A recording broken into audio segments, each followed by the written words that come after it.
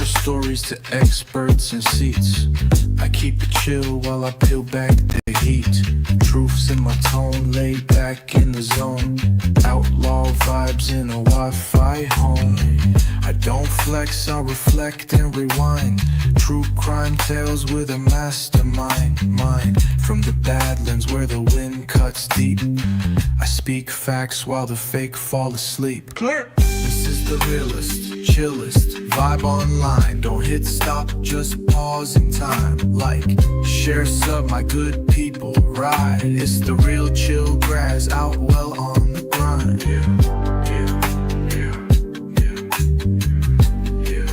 Outlaw on the grind. This is the real chill Graz, Badlands soul with that podcast jazz. I don't chase trends, I just set waves. Put respect on my name like an unmarked grave. Nick Grazilana, I talk it straight from the field to the screen. This ain't clickbait, no script reads, no suits, no mask, just a mic in the past that I flip like facts. Psych style beats with a true crime feel and a voice too chill to ever not be real. They watch, they rewind, they vibe, they ride. I'm not just a host, I'm a state of mind. I don't break news, I break silence. I don't run ads, I run balance. The realest, chillest vibe online. Hit the like, show love in time. From the Badlands, outlaw on the grind. You watching real chill Graz. Now press rewind.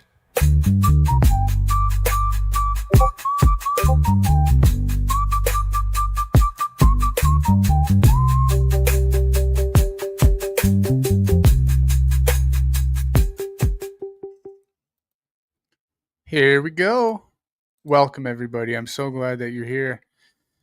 If you're new, my name is Real Chill Graz. A big part of my content that I do is trying to get people from all different walks of life. Some people are my friends, some people I've never met. Tonight, I have the I forgot the word. I'm always doing that. I have the pleasure. I have the pleasure of bringing on a friend of mine. His name is David from the Branch Davidians. No, I'm just kidding. His name is David from Australia, David Bryson. And we're going to go ahead and bring him on. First, I just want to say thank you for coming. Hybrid Pisces, Lynn GMB, Space City Music, and the lovely Geek Mom. Thank you guys for showing up. I really appreciate it. Let's welcome our guest.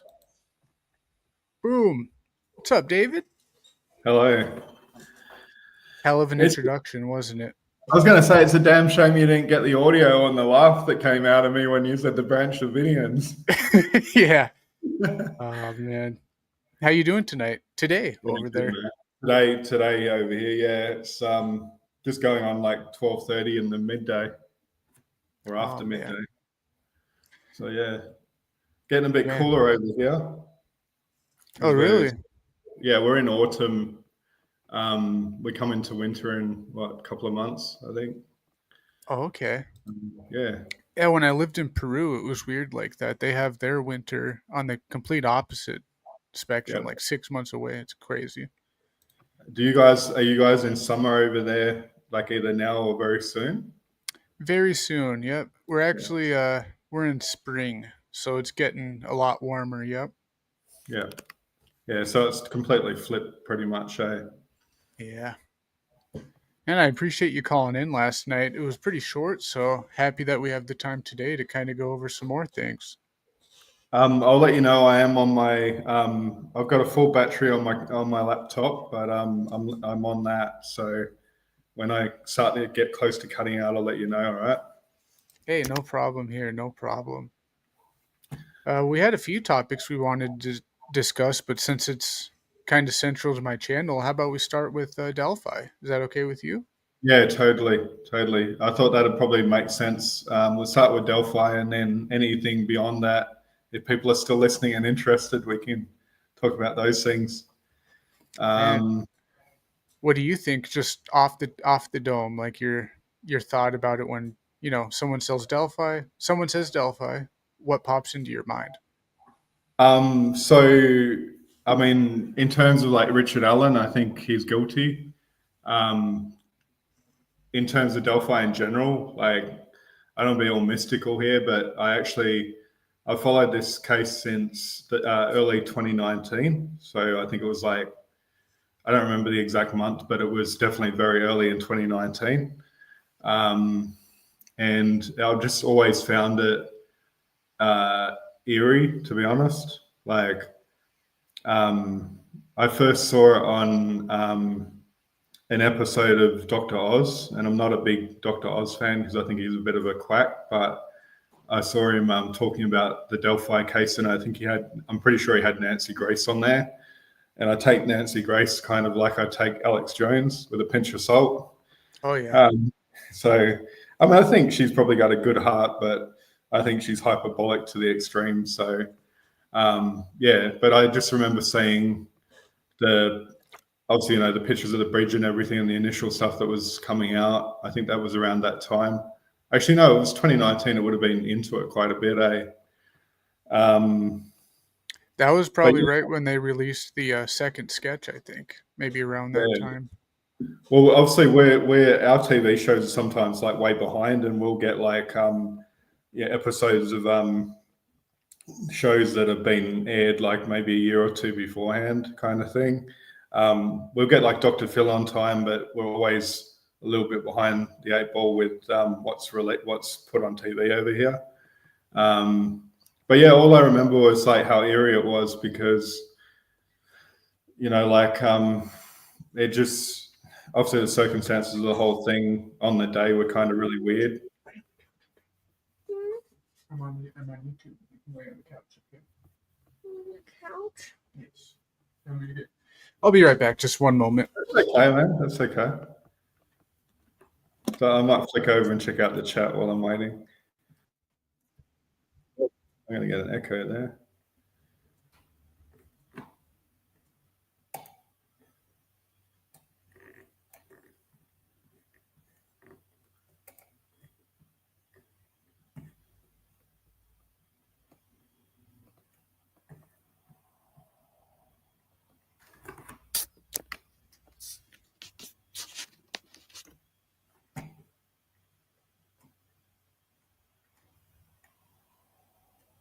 Hello, Geek Mum. Hello, all, by the way.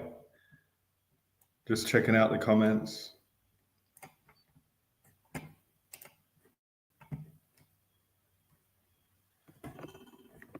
Feel like I'm taking over Graz's show over here.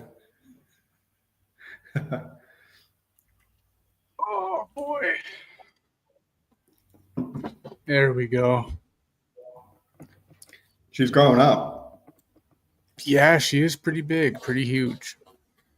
My wife works overnight, so I got her at nights, and sometimes she just wakes up.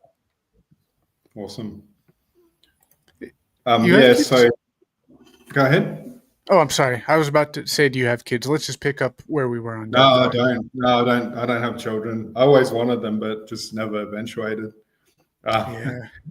I won't get into it on YouTube, but yeah, just a long string of not so great relationships that just never eventuated because you want to make sure you meet the right person, right? Yeah. Oh, man.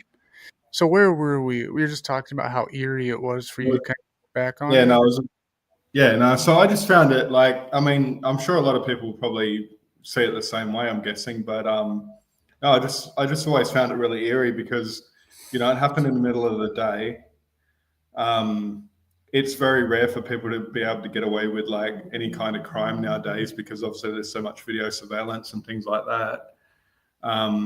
Even if you're out in the middle of nowhere, you might have satellite over the top of you that is recording what you're doing. Like we've all seen examples of that where people thought they were getting away with stuff that they weren't getting away with because some satellite picked them up, So I just found it eerie that, the circumstances were eerie. Obviously not knowing for so long. None of us had a clue who the person was, which made it, for me, a little bit more like, I don't know what word I'd use, but just strange, if you like. for lack Yeah, of a better just term right now. like a puzzle or a mystery, kind of like it just kind of draws you in type of deal. 100%. And like my so my interest in it, like I've always had an interest in true crime, but my interest in Delphi was a lot to do with, like, I just felt for the families. Like, I just felt for the two girls and the families. And that for me has always been what it's totally been about. Like, if I've ever had any like thing to say on it, or voice any opinions anyway, it's always been with them in mind, because like, it's for me, it's never been about like being on YouTube or having a channel or doing any of that stuff. All that stuff's great, but it's just not been where I wanted to go, Yeah. But yeah, I was thinking about this yesterday. I was listening to episodes of like Down the Hill podcast in about 2021. And I remember, like, I was listening to them. I was in the house on my own because my housemates were away for a lot of the time, and I was listening to the Down the Hill podcast on my own at home. And like, it's not like like a ghost story or anything like that. Not to be morbid or anything, but it's not like that. But it's just like when you're listening to that on your own, and then you're sort of starting to sort of let it get into your head, like not in a bad way, but just like you're like visualizing the stuff they're talking about, almost like you're listening to or reading a novel, whether you're Right. listening to an audio novel or reading something. So no, so I don't know if that answers your question, but yeah, like on the Richard Allen stuff, I personally think that he is guilty, and I'll get into that in a minute. But on the overall thing, I just, obviously extremely sad.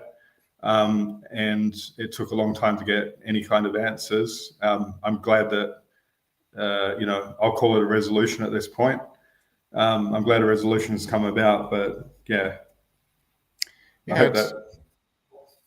It's kind of, it was strange for me because when I left and I took my big break, it was kind of like before all the trial stuff was happening with him. So coming back, you have to catch up on a bit. And I just can't really understand why people think he's innocent or would go to the even more extreme length of like saying free Richard Allen or we are Richard Allen or whatever. We're in the same boat there, because I actually, once the arrest was made, I pretty much thought, game over, so to speak. There's a conclusion to this, and it's going to go to trial, and the rest is history, so to speak. Not diminishing anything, just saying that that's how I saw it. So I sort of did drop off and didn't really watch a lot of content on it, or I didn't follow the trial, to be honest, because to me it was a thing that they got their man. So we're in the same boat. We've sort of both been out of the loop for a period of time, and it's probably been a couple of years now, realistically, until recently. So I'm coming back into it, so to speak, with limited knowledge of the actual trials. So I'll say that up front, or the trial. I'll say that up front. So I've had people sort of say, "Oh, did you watch the trial and stuff?" Because they're wondering like where I'm getting my information from, effectively. And it's like, well, no, I haven't, but I was following it for a long time before it got to that point. So, I think I know a bit about it. Also not being aggressive to them or anything. I'm just saying, like, I think I've got a bit of background knowledge before a lot of people have jumped on ship recently, so to speak. Yeah. And I think it was Lynn, if I'm correct, asked about why do we think that people are claiming that he's innocent. I'll get into that a little bit as we progress, but I've got my theories on that as to why that's happening. But yeah. And Bud Bundy, Delphi Dummies, anybody who I missed, Christopher Valdez, welcome. So glad that you guys made it. Delphi Dummies says the first time that they watched the BG video, that it creeped him out so much that they never forgot about it. Kind of like, so maybe whenever he hears the word Delphi, he thinks of the bridge video. It's kind of spooky, huh? I'm exactly the same. So I want to jump in there. I'm exactly the same. That's how I feel about it. It's not triggering, but it definitely takes my mind to that video and stuff, and the pictures. Right. And yep, welcome everybody. I remember when I first met you, man. I think when I first met you, it was because the trolls of Delphi had assumed your identity and they were just running amok, dude. You would not like. I know people have heard about this, right? And some that are here today may not know about this, but this is just in hindsight so funny because it's like, yes, it was frustrating at the time, but it's like funny because like even then I was saying like, I'm little old nobody over here in Australia. Like, who the hell would want to try and assume my identity? And it goes back to what you and I were talking about before we got live, right? About people doing that kind of thing. I'm just like, what is with that? Like, I'm not anyone special, like, you know what I mean? So I'm just like, I find it amusing now. You know, good old Godsey. To me, you're special, buddy. You're a Yeah, good friend. thanks, man. I appreciate it. You've been with me through a lot of stuff. I know you said earlier that, like for instance, I'm doing this live stream later about how this YouTuber Sleuthy Goosey is True Crime Maria, and you said, I remember I wasn't around so much for that, but in my head, you were with me for a lot of crazy shit. You were there and you saved me when I relapsed on stream. I was a madman that night, and you really kind of helped me.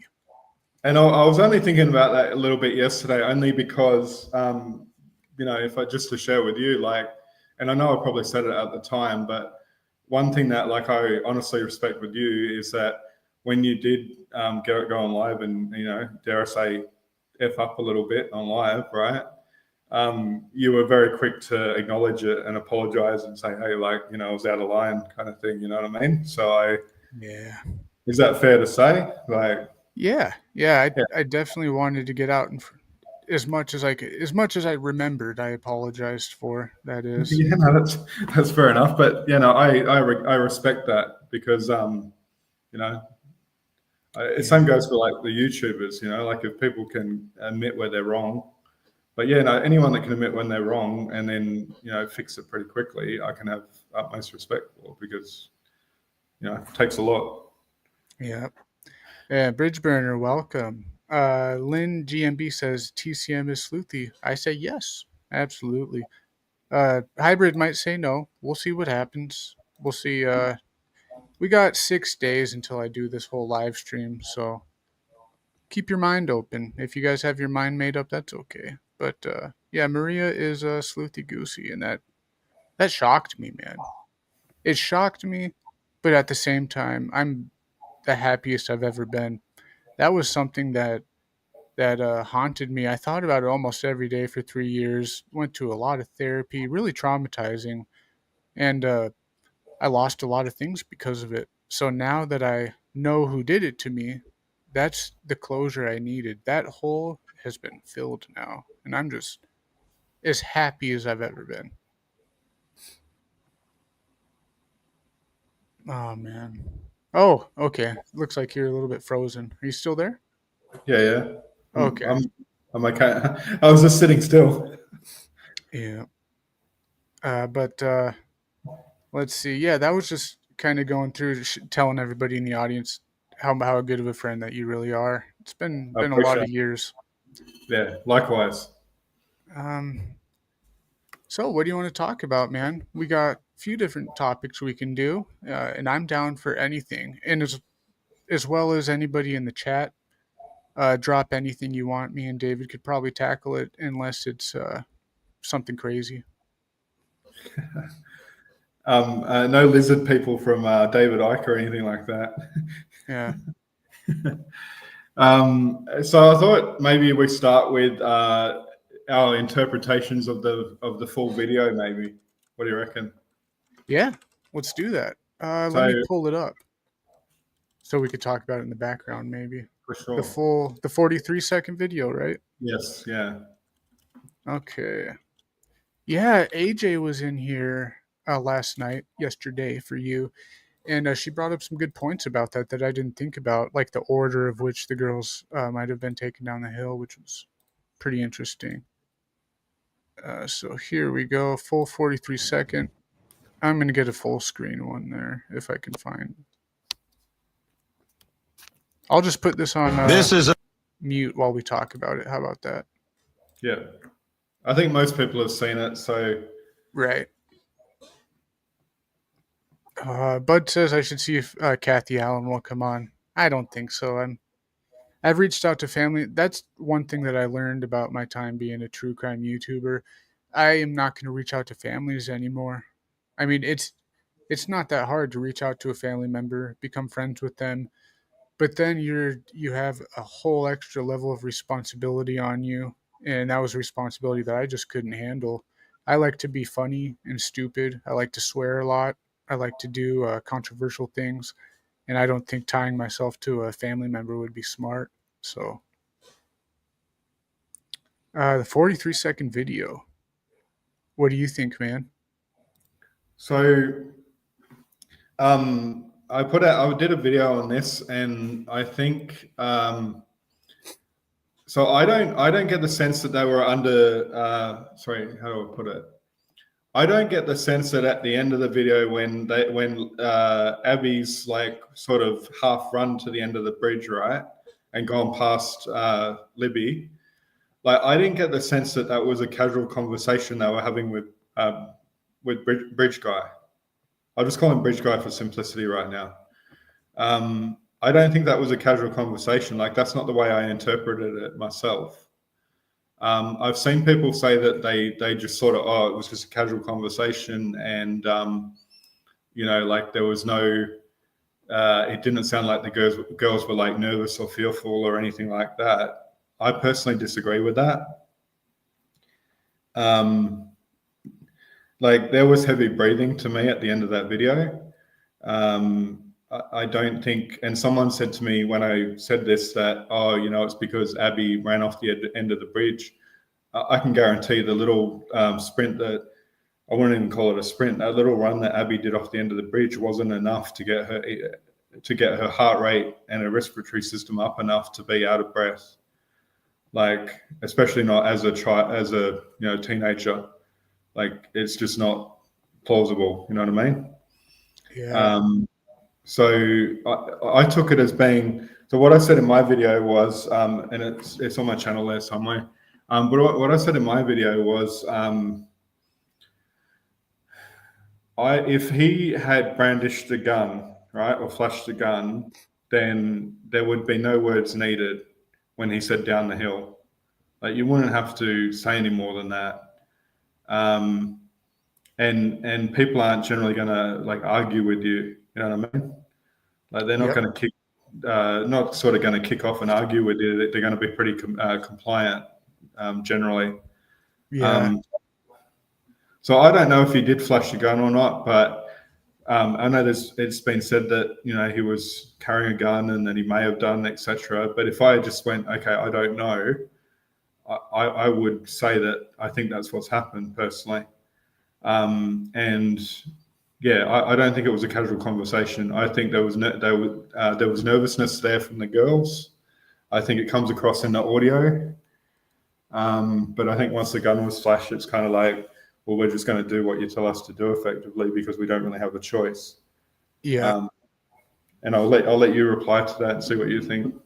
Yeah, I've always agreed with that, and even on I would even get a little bit more extreme with that by saying even adult males, strong adult males, could be led down the hill by a gun. I know if me and one of my buddies were there, I would be complying. I mean, it's hard to say when you're not in the moment and you've never been in that situation, but it's just outrageous to me for people to say, there has to be uh, more than just one guy because they can't take control of two girls. That just seems like a statement that it's just not true, I guess. I don't know how to say that with more prowess. Well, I mean, we're both grown men, and you're also what, an MMA fighter, right? Right, and Like, you are a weight trainer. You're a physical trainer, so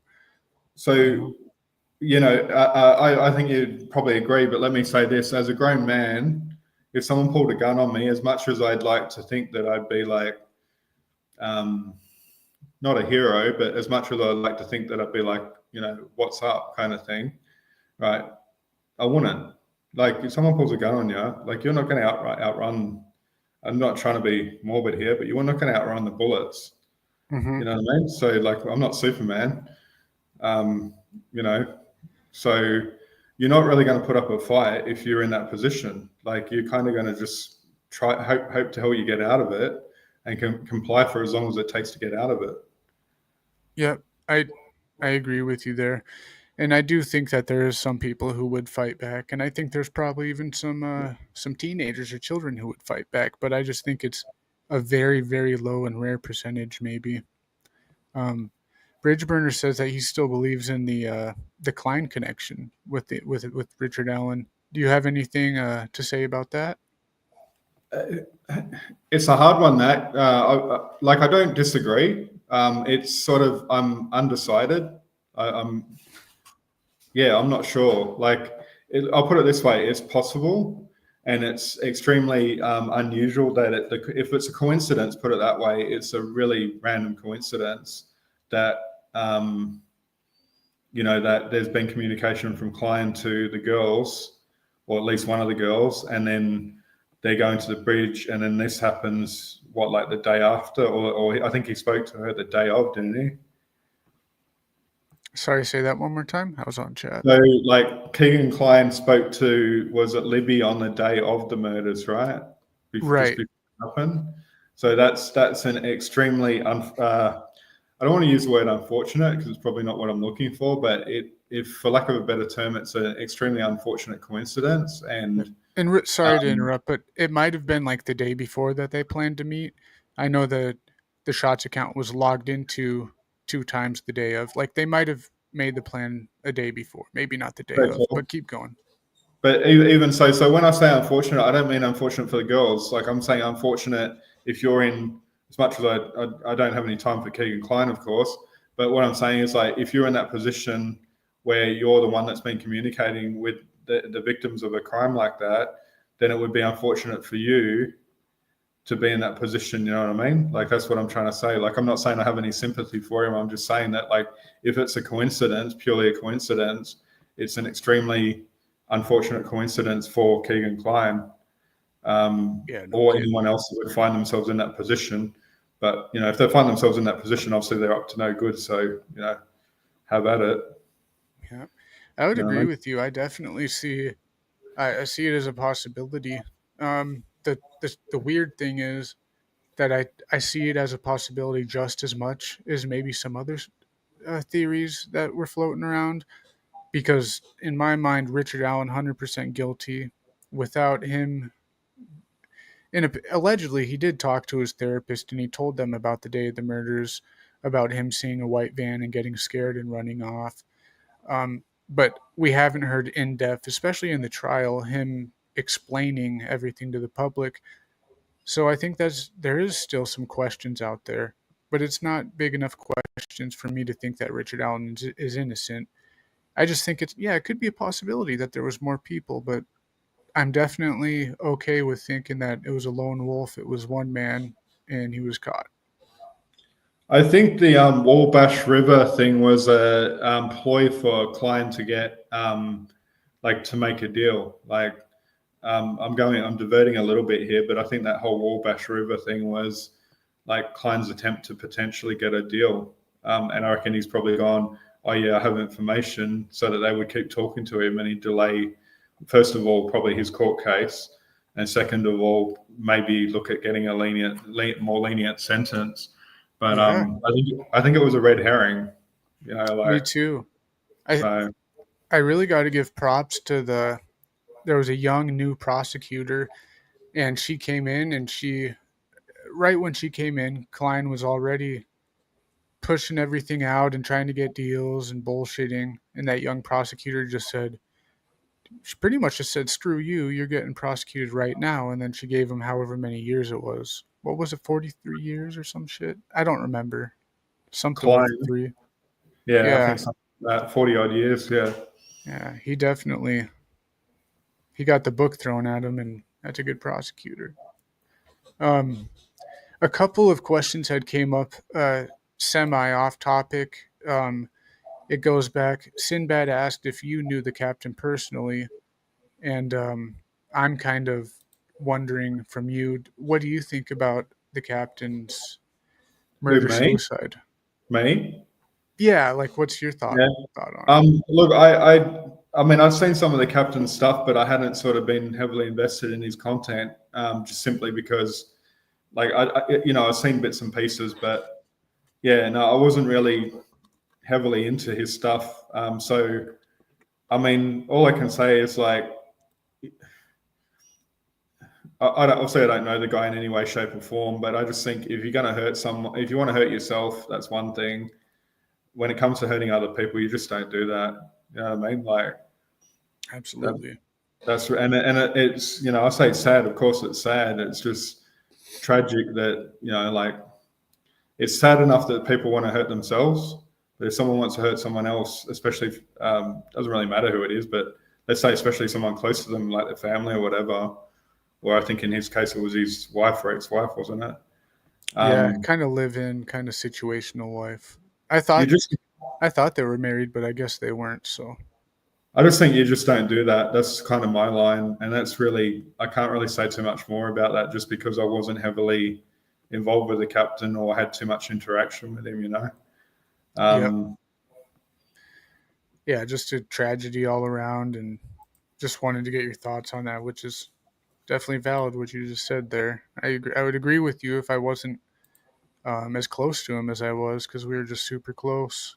Um, yeah, I think it's hard to, and I don't get too much off topic. I think it's still relevant, but I think it's hard when you're close to someone. I had a friend who I visited in prison, and I didn't even know the guy was in prison. It was a family friend. I'll keep this short, but I had a family friend from like when I was a teenager, and he was almost like like he was like almost like a second father. He was like a father when my stepfather wasn't there for me, effectively. So there was quite a close relationship there, and I came back to Perth. I don't know. 2009, I came back to Perth on holidays from the East Coast, and I found out he was in jail. So I went to visit him. And when you go in, like, I personally didn't want to ask what he was in for. It's not like the first thing that you want to say, like, hey, what are you in for? yeah, Especially when everything's happened and he's dealt with whatever he's dealt with. If he wants to tell me, he can tell me. But it turned out that it had to do with accusation that he had molested his stepson. Now, I'd actually lived with them at different points, so I was sort of baffled. I was like, that just sounds like the mother making this up. And long story short, I came away from that meeting, and I later on kind of realized, because he said to me, oh, we ran out of money and we couldn't fight the case anymore and stuff like that. And I walked away from that. And for me, it was just like, to me, that doesn't make sense, because if you're innocent, you would fight it to the hill. You would do whatever exactly. possible. You would not, like, I know if I was in that position, which obviously I'd never be, but if I was accused of anything I didn't do, you can bet your bottom dollar I'm fighting it till my last breath. It's like, I'm not just, throwing my hands and saying it's over.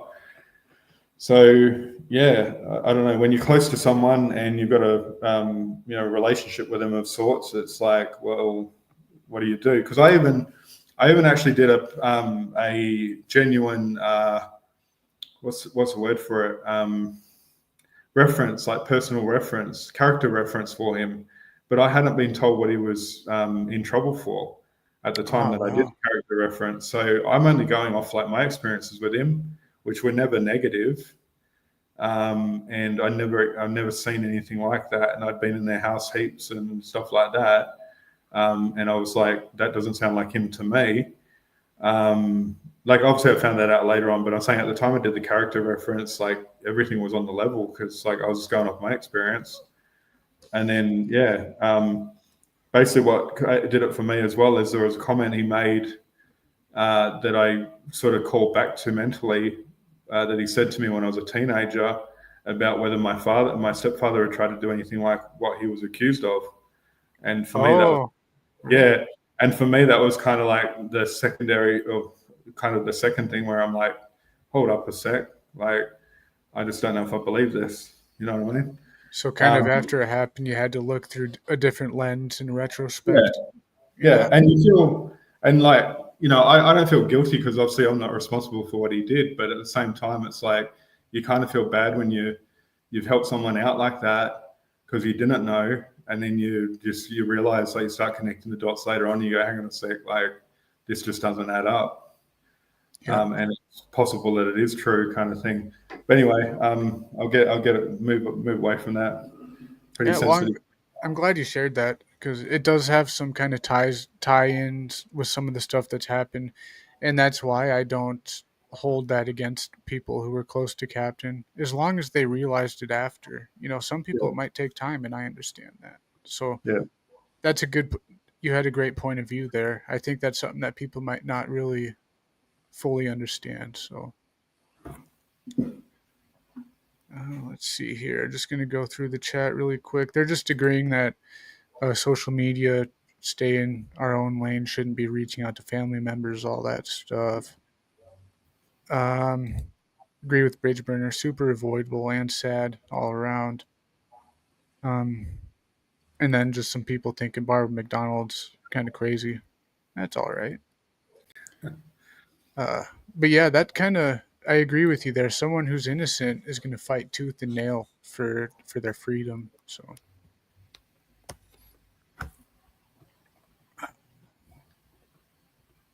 So, you got anything else to add on the Delphi case, or anything on your mind? Oh Anything no, you've for seen in sure, chat? for sure. So, did you have anything to add on the bridge video that you like in anything that you picked up that you thought was a certain way or potentially a certain way or? Not that that's ringing any bells right now. I might bounce an idea off you though if as I hear what you're saying. What do you Yeah. got in mind? From there, the next thing I had was getting to like basically Richard Allen's like innocence or guilt, and obviously I'm not going to try to play lawyer here and rehash the trial, but I'm more talking about the thing that everyone's talking about, where like why are these people like jumping on the innocence train for Richard Allen? I was going to highlight some stuff I think in regards to what says to me that he's guilty, for example. The first thing really is, and I'll send you a link to the video. I think Fig Solves will be okay with me sharing this with you because he hit me up on a comment yesterday, but I tried to ask him to do this. We won't watch the whole video. I just got the particular, I've got the particular spot in the video for the reference I'm going to make.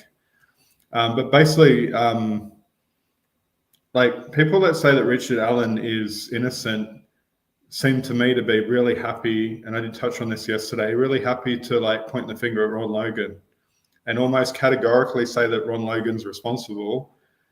But like they say, oh, you don't have any proof against Richard Allen. Well, you don't have any proof against Ron Logan, realistically. Let's be real. Like it's, you could argue it both ways, technically, but there's no more tying Ron Logan to the scenario or the situation or the crime than there is Richard Allen.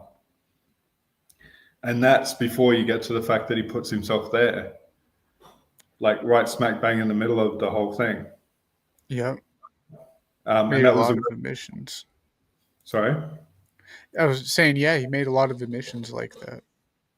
Yeah, so that's what I was going to reference here is just a particular spot in a video from Fig Solves, and we won't breach any copyright here because I'm only sending it to you at a particular point in time, just to get a graphic, really.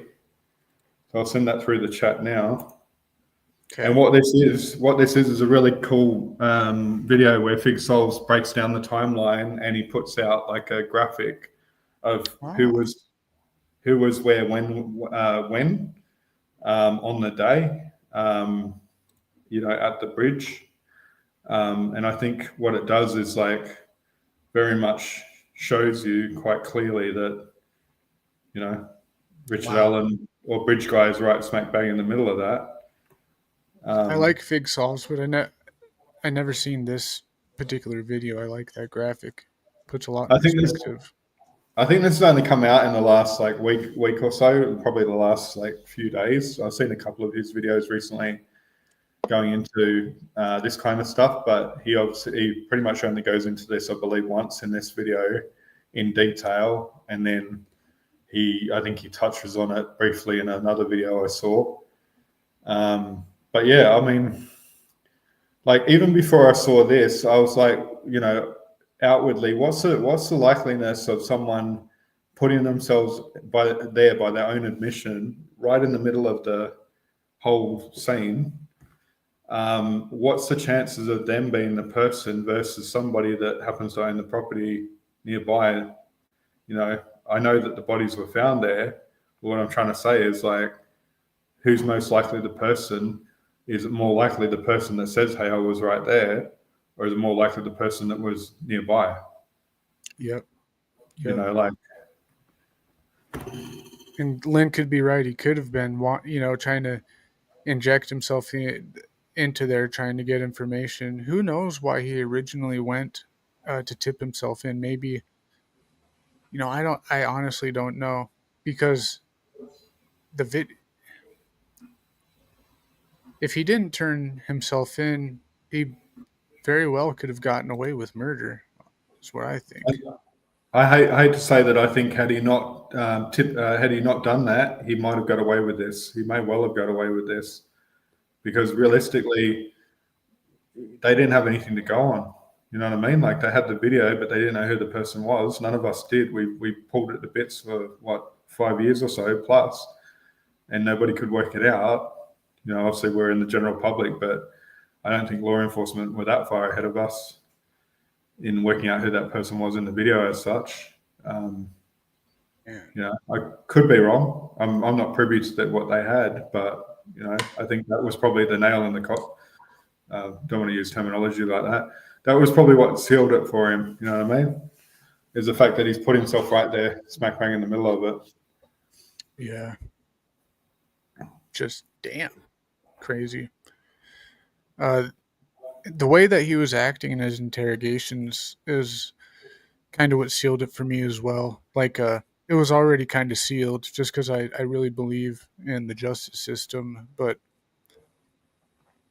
just like you said, when you're fighting for your innocence, that's what innocent people do. And he looked like a horrible actor, like a B film actor trying to say he didn't do it, and really crazy. So to elaborate on the reason why, someone asked why do I think it was Zine again. Obviously a lot of people are asking why do people back him and why are people going for Richard's innocence. I think it's I don't want to get too much into this, but I think it's a weird phenomenon. Like, you see, for example, the West Memphis 3 case. You've got the staircase case with Michael Peterson. You've got Stephen Avery. There's a whole lot of them that are like, people have jumped on that bandwagon and jumped on the law enforcement conspiracy setup angle off the bat, pretty much, and have just like run with that.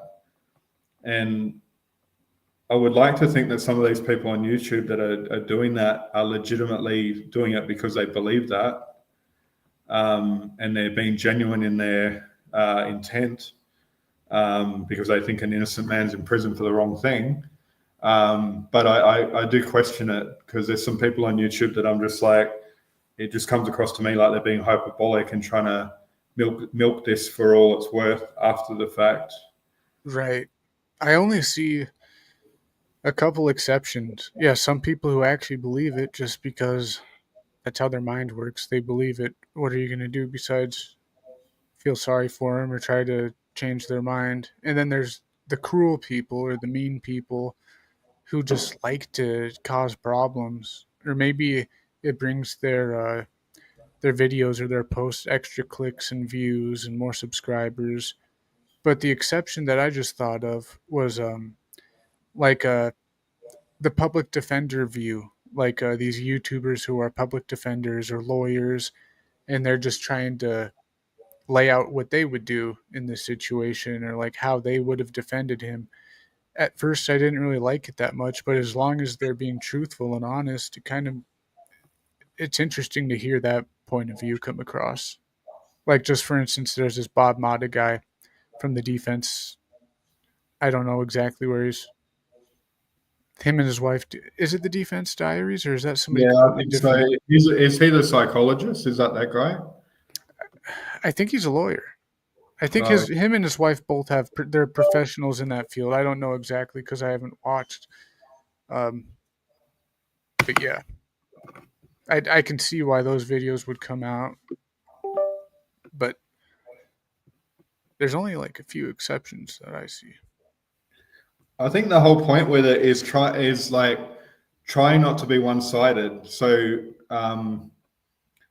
like, obviously, people talk about being objective and being subjective, but I'm talking about like trying not to just go with the narrative because it's a narrative that you're like locked into. So, I'm going to bring up Tony Bruschi. Like, he's doing that guy does my head in. Like, I've watched quite a few of his videos, and he just does my head in. I don't want to get too much onto him, but I just find that like, sorry, That's funny because I just wrote him today. I was like, "You won't get any hate. How about we have like a healthy debate about this?" I wrote him because you won't get it. I guarantee yeah, you won't get it. I'll tell you why you won't get it, because I notice he doesn't take anyone on his show that disagrees with him in any way, shape, or form. It's only people that buy into the narrative. That's one of my criticisms of him. But I just feel like when I listen to him, like he's trying to tell it, like, yeah, he's trying to be entertaining to a degree, and I get that it's YouTube, right? But I think there's a difference between here are the facts, and then here's what we can maybe take from the facts, whether it's for, whether it's against, whatever. And you don't always have to, like, I don't sit here and think everyone has to agree with me. It's just a case of like, if you can look at something and go, all right, then there's two ways of looking at that, and there's two different possibilities that could have happened, and then acknowledge that both exist, or both the possibilities, more to the point, then I think that's being sincere and on the level. But when you like railroad it one way to a narrative, I'm not going to pay it.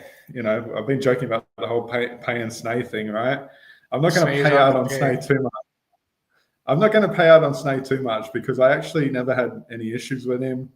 I don't dislike the guy. I really don't dislike anyone. The only person I'm not really a fan of, full stop, as you know, is Little Joe. And maybe Godsey, right? Godsey disappeared. But they're probably living their best lives. Who knows? I was going to joke and say Godsey's probably locked up in someone's basement somewhere by now. Yeah, like I don't really have any personal gripes with anyone, even in the YouTube community, just because, like, they're doing their thing. That if they bring some value to helping with the case, like, I'm fine with that. You know what I mean? But when they start taking it to like a ominous narrative of like, ooh, like, it's like, just don't do that. Just like throw out the facts, have an opinion on it, argue both sides where necessary, and then just leave it alone. Like, and don't milk it for everything it's worth. Because, like, honestly, that's how I feel. Like, I never even heard of that guy until, I mean, I'm sure he was probably doing other stuff, but he never even came up on my YouTube feed over the years. I'd never heard of him. Yeah. I don't know where he came from, unless he was covering other stuff, and then all of a sudden he's jumped on the Delphi thing. But I just feel like some of these people have like jumped on this, or they've been around in some cases, and you probably know who I'm talking about. They've been around in some cases, but then they've taken the narrative a different direction to milk it for everything it's worth, in my opinion, for as long as they can. Because now that it's gone through court, it's a different ball game. Now they can profiteer off. This is obviously my view, but they can profiteer off the innocence angle, much in the way that, for example, Paradise Lost. Well, they made like 3 different documentaries about the West Memphis 3 case, and that still continues to profit the West Memphis 3 and not so much their supporters, but the West Memphis 3 themselves are still profiting off that. Right, and that's a good point. So, I don't want to sound biased, but that's just the way I see it. Like, don't milk it Yeah, on that topic of milking, like you said, there's a bunch of people. I'll name one of them. I Yeah. just don't understand how Gray Hughes can cover 100 videos about Trump and then 100 videos about Koberger, then 100 videos about Kylie Roth. It doesn't make like we do Delphi. We get interviews set up. We do all kinds of different stuff and a lot of stuff in between. But it seems like people that does bring in money and attention. I couldn't bring myself to do something like that. I think it goes back a little bit to the comments people were saying about, like, I know you brought up like social media and reaching out to the families, right? The only time I'd ever reach out to a family, and I've done this with the Gabby Petito case, and obviously it was just one message, and it was just saying to, because her dad was on like Instagram.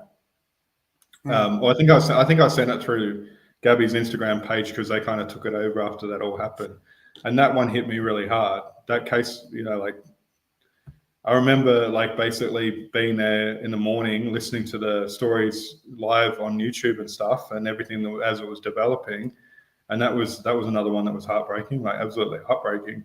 And I was obviously hoping they found her alive and well. And when that all went down, it was just full on, and I just felt for the families so much. I did reach out to her dad, and all I said was, look, I just feel so bad for your family, and just support, just basically trying to offer support, nothing more. I think that's a little bit different, but I think Yeah. that's where you draw the line, Yep. On like that same topic, you remember the gosh, I'm gonna slaughter this name. Probably not the best choice of words. Do you remember the Utah case with the two the women couple that was murdered at a campsite? What was their names? Do you were get they it the was ladies that happened at the same time as Gabby Petito? Was that those two? exactly. Yeah. Yeah, yeah. I'm trying to this is gonna bug me. I'm sure someone in chat will get it, but anyways, I reached out and I had one of their family friends on, and it was a great time talking to her. I just don't see how people could talk to like you have to do it on their terms and you have to be super empathetic and you have to like just like you said with Gabby said how you talked to her. That's how I was talking to I can't remember that case. Kate, I don't know. But yeah, I just when people are reaching out directly or tagging family members or just imagine people Right. I saying think. Sorry. Go ahead. people saying free Richard Allen and then, the family walks right and they have to see that shit. It's just thank Well, you. Yeah, Kylan and Crystal. Yep. There you go. I think there's a difference between doing that and how do I put it? I think there's a difference between doing that in like a genuine way, as I was sort of hinting on before, and saying, hey, like I'm just reaching out to give you some support, when someone's going through a bad time, as opposed to that you get the people that like will do that and then they'll like do silly things like screenshot it and then go and post it online for clout. Then that's to me is like abhorrent. You know what I mean? And Yeah. anytime, like obviously, I haven't run a YouTube channel or anything like that because, like I said before, wasn't really my intent from the very beginning. But anytime that I've commented on anything to do with Delphi, I've always been, very aware that the family might see it. Like I've got nothing to hide, and obviously I've got opinions and stuff, but I've always been very delicate in the way that I put something across because I'm like, the family, as much as it might be well intended and everything, they see something and they, it doesn't matter whether it's from me or someone else, but I'm saying for me, I'm like, I'm going to word that as delicately as I can, because if the family do happen to see it, I don't want to add hurt to anything that they're dealing with. Exactly. And that's never runs through other people's heads. They just care about, I guess, them or their content or whatever. So, didn't want to get ahead. I was going to say, should we go back to the Richard Allen guilty sort of? Yeah, let's do it. Definitely. I won't call it evidence. I'll just say points to consider. Yeah.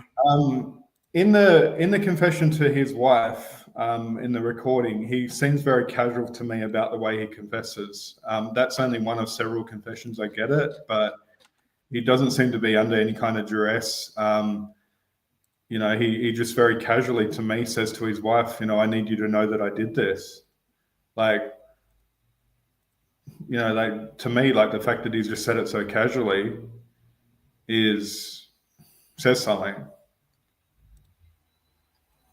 That's sort of one.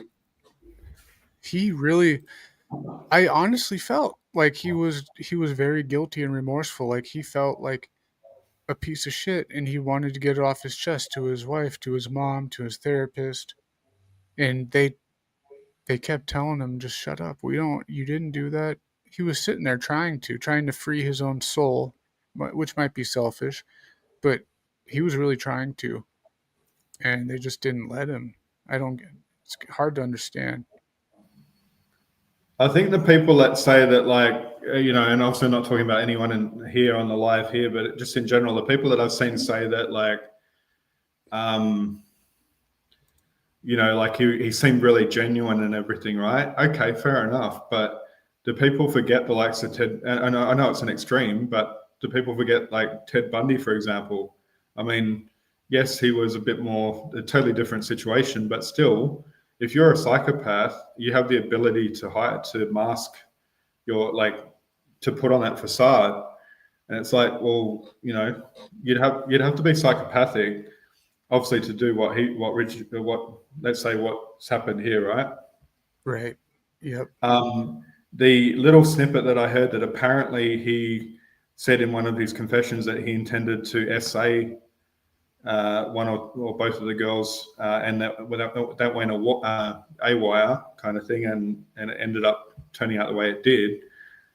I was actually thinking about this yesterday. Wouldn't you have to be psychopathic to actually want to do that to someone as well? Like, regardless of murder, like, wouldn't you have to be in some way psychopathic to want to do that? Yeah, definitely. You'd have to be kind of well versed too over a long period of time. Like that's what I've said too. To me, he doesn't seem like someone who could manipulate a guy off the street. It seems like he manipulates his wife only, but he's been doing it so well for such a long period of time. Like I don't see him getting into a fight with a man or doing anything confrontational, but behind closed doors, I can only imagine what that woman has to go through.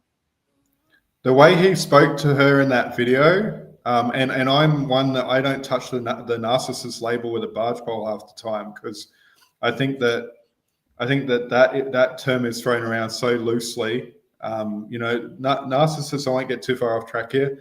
Narcissists are only about 5% of the population, roughly. So a lot of people that say, so-and-so was narcissistic and everyone under the sun's narcissistic, it's like your chances of that are actually quite low. Like, yes, there's 5%, but it's not everybody, is what I'm trying to say. And the reason I bring that up is because looking at him and looking at the way he like almost leads her, right, in one point of that interaction where he says to her, what's he say? I think it's along the lines of, obviously, me, and I told you this and I told you that, about him being on the bridge and stuff. Obviously, I'm sort of going off the top of my head right now. But the way that he was talking to her stuck out to me like someone controlling and manipulating her. Like she's been manipulated for potentially quite a while, like just in general, without even before Delphi. Like, does that make sense? Like it seems like I don't know. I don't know if I want to say Stockholm syndrome type scenario, but like a manipulation where he's able to manipulate her and Definitely. tell her what she's thinking effectively. So I don't know. Obviously that's opinion, but that kind of stuck out to me when he was like leading her in terms of what she should think and what he told her and all this sort of stuff. And I'm like, that's him trying to like control the narrative in my mind. Exactly. And people always speculate about why Detective Holman did what he did in this interview, but I think that's exactly why. I think Holman recognized what you're telling me, and he wanted Kathy to be in there when he was doing that. And he also alluded that they interviewed Kathy separately, and they said, she's telling the truth. She didn't lie for him. And after this interview, I don't know what happened. I don't know if she just went straight into denial by herself, or the defense attorneys talked her into not doing certain things. But something happened. I don't know what it was that they started having all this sympathy for him and saying that he would never do this. It's weird. I find the whole, and I know I touched on it before, but I find the whole conspiracy angle quite weird. I'll sort of go back to my points here because it does all tie in. But I find the whole conspiracy angle of like law enforcement are out to get, always like the bad guys, as in they're out to get someone and they're out to convict someone falsely. Like, I just find that's a common thread. I'm not saying that never happens. I'm just saying I find that's a common thread when people jump on this innocence train. And like, I know they're two different cases, but the best example I can give is the West Memphis 3 situation, right? There's an absolute body of circumstantial evidence, and it is circumstantial, but there is a much larger body of evidence against those three than there is basically supporting their innocence, is the way I'll put it. I know a lot of people disagree with me, and I know there's a lot of West Memphis 3 supporters around, and they just love to attack you for it. But yeah, you can say it's circumstantial, but when you add up the body of evidence on the circumstantial side against them versus what sort of supports their innocence, it's like you've only got like one, I say one thing, you've basically got like kind of one thing over here supporting their innocence versus like, a good 100 things, or so let's say 50 things over here supporting their guilt, right? Not exact numbers, but you get my drift. Like, it's so outweighed in one direction. And people can say, okay, that's me being biased, but it's like, I don't want to get too far off track here, but with West Memphis 3, right, I always point to Exhibit 500, which was basically a document detailing Damien Eccles' mental history and his history of violence and all that sort of stuff. And a lot of it was even involving his own family and from his own family, telling his doctor or psychiatrist that, he's got these issues, right? I'll loop this back because this all loops back. There's him lying about the fact that he didn't know where the crime scene was, yet the fact that he lived like right next door to it in the Mayfair apartments at one point. So it's like, dude, like, you're saying you don't know where the crime scene is and you literally lived right behind it, which is, he was kind of caught on a stand, I think, lying about. But he said, I don't know who Alistair Crowley is, right? I'm not going to go down that rabbit hole, but basically the point is, he said, I don't know who Alistair Crowley is, right? He gets on the stand, they ask him about it. He's drawn pictures with Alistair Crowley, references to Alistair Crowley and so forth while he was in prison. And he said, I don't know who he is, right? That was one thing. He's taunting the families the whole time, right? He's like blowing kisses to the family and stuff outside court and trying to taunt them. He's saying how he wants to be known, or he thinks he'll be known as the West Memphis boogeyman, years down the track, right? He was reveling in the notoriety. So it's like, and this does relate, I think, to Delphi to a certain degree. I mean, you've got the devil worship, satanic ritual element that comes into both of them. But I also feel like you've got like, I'm using that as an example because I just feel that people get so much with the blinkers on that these people must be innocent. They must have been set up by the authorities, that they just will not consider anything else. And I'll let you say something. Yeah, I think you're completely right on that. And I agree with you about just everything that you discussed about the West Memphis 3. And especially about, you say something and people attack you for it. They don't, try to have a healthy debate or hit you with the facts. It's always something nasty. I mean, there's a creator named Burn After Reading, and he does great videos. Yeah, one of my favorites. Yep. You and like that's him too? where, yep, 100%. Burn After Reading's very good. Yeah, he's great, man. And Yeah. I can only imagine the the uncensored comments he might get sometimes, because I've Yeah. seen it from other creators. Wouldn't want to mention Captain Howdy in a good light, but so I'm mentioning other creators, and people will just ruthlessly ad hom you. They'll talk about your appearance or just make up lies instead Yep. of actually trying to figure something out. Hey, And I I'll think give you the sorry, Graz. I'll give you the heads up. My battery's getting quite low. If it does cut out, I'm going to go plug it in the other room and come back on. All right. no worries, no worries. Sounds good to me. What was I gonna say? Just on the whole satanic ritual and stuff. Just a good question that people might want to ask is, if the people that think Richard Allen are innocent, why don't they believe in Odinism then? It just doesn't make sense to me. If There's a Richard lot Allen of is innocent, then you must believe in 100%. Odinism. Yep, and there's a lot of points I'm going to bring up soon that are like not tied into Odinism, but definitely a similar kind of thing where it's like, well, if they think this, why don't they also think this kind of thing? Because it kind of correlates. Anyway, Right. Are there any other cases like that you could think of where, I mean, right now the Karen Reed thing is, there's people that actually think she's innocent for some reason. Like, it's mainly not current cases that I'm following, but there is like the Stephen Avery case. I oh also find yeah, that pretty. I find that one's kind of like the West Memphis Three, where you've got the people that have just jumped on board with that, on board with the. I'm going to call it the Innocence Project as a joke, all right? Because obviously it's not the Innocence Project. I mean, they are the ones that are trying to get his conviction overturned. But what I'm trying to say is like the people that jump on the train of innocence for the convicted person in these cases. Yeah, the Stephen Avery one's another one. Like, I don't know as much about the Avery case as I do about the West Memphis Three case, but I do know enough in terms of like they found her remains in that burn barrel, or they found bones in that burn barrel that they tied back to her through DNA. yeah, I think like you're struggling to deny something like that when you've got that on your property. Like, exactly.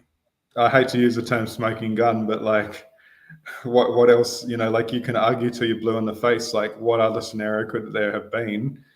And if somebody else has come and done that on your property, and I think it's a little bit different to the Delphi case, of course, but if someone's come and done that on your property, you would have to have some kind of idea who it was in the Avery case. Yeah, and then without getting into it too much right now, there's a whole bunch of timing issues with different things that happen. And when you look at it and you lay it out, it's kind of similar in a way to what Fig Solves did with the Delphi kind of graphic, if you like. But when you lay it out, like these are the facts and these are the known facts, and then even when you layer the alternatives over the top of it, it's kind of like hard to come up with any other conclusion. I mean, obviously people can, but I'm saying it's hard to come up with an alternative conclusion than yes, he did it, or yes, he was involved in it. I don't know how else to say that. You know what I mean? Man, yeah, yeah. I think some people are they're contrarian no matter what it is, just because they like to be the black sheep. They like to stand out and have different opinions, maybe, and they don't care if it like hurts anybody. Maybe that's part of it. I think some people have like legitimate intent, right? But I just think they let their mind go with like, hey, the authorities are against us and they're always against us.